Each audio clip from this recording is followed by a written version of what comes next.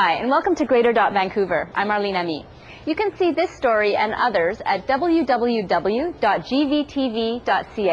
It's a great way to find out what's going on across the Lower Mainland. Graffiti is an issue that just doesn't go away. From political commentary to gang scrawls, graffiti is part of our urban environment.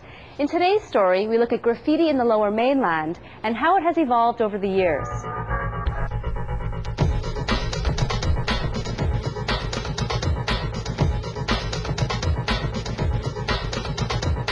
Well, graffiti comes from the word graffito, and it's Italian, and it means small scratches on the wall, and that gives you some indication that graffiti is as old as time itself.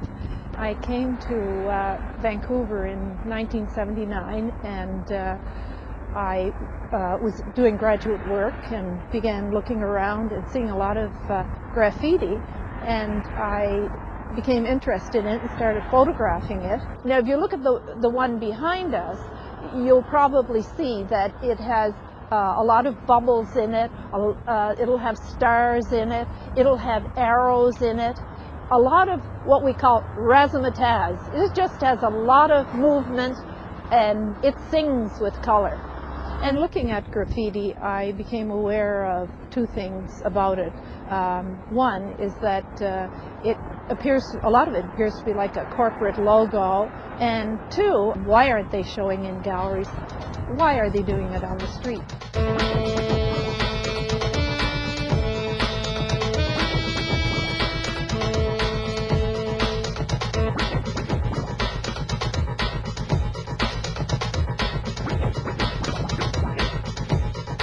It's the Canadian flag with, instead of the maple leaf, replaced by Statue of Liberty, brandishing a handgun, pointing it at the viewer. So the same old lie, 12 midnight. Well, it all started back in the early 80s when I was a political graffiti artist. There was several people in Vancouver that were doing that at the time. One person would go and do one message or whatever, and another person would build on it the next weekend or the next night. And it was really kind of a nice community, kind of felt like we were really doing something. And that ended about 1986 when they cleaned up the city for Expo.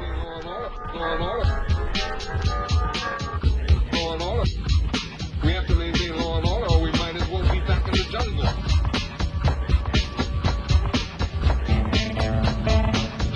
It's the tag graffiti that brings down the criticism of the whole community, the police force, the transit system, the retailers in town. In 1985, we had what I recall as being our first real hip-hop style New York hip-hop graffiti tagger who was doing murals, bubble style tagging. We did see an influx more of the gang graffiti in relation to the Los Diablos. That faded out in the early 90s, and we just had a sort of a graffiti tagging problem more than anything. We didn't see the murals and the intricate throw-ups that we see now until the later part of the 90s. It's part of the hip-hop movement, and it's a whole movement of young people who are interested in tags, wild style, the music of rap, the music of hip-hop, scratching, breakdancing. It's a very significant movement in American cultural history, and I'm including Canada in that.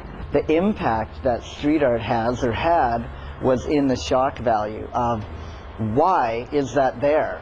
And it might not be something I agree with, it doesn't matter, but have a reason to do it. It's an illegal act, so why would you not do a political message? Like, what's the point in risking your, livelihood or your freedom to just scribble a name that no one can know what it says on there? Despite the fact that there's a lot of graffiti that will water down my message, I feel like as a person, as an artist, as someone that cares, that it's something that I have to do. For Greater Vancouver, I'm Arlene Ami. See you next time.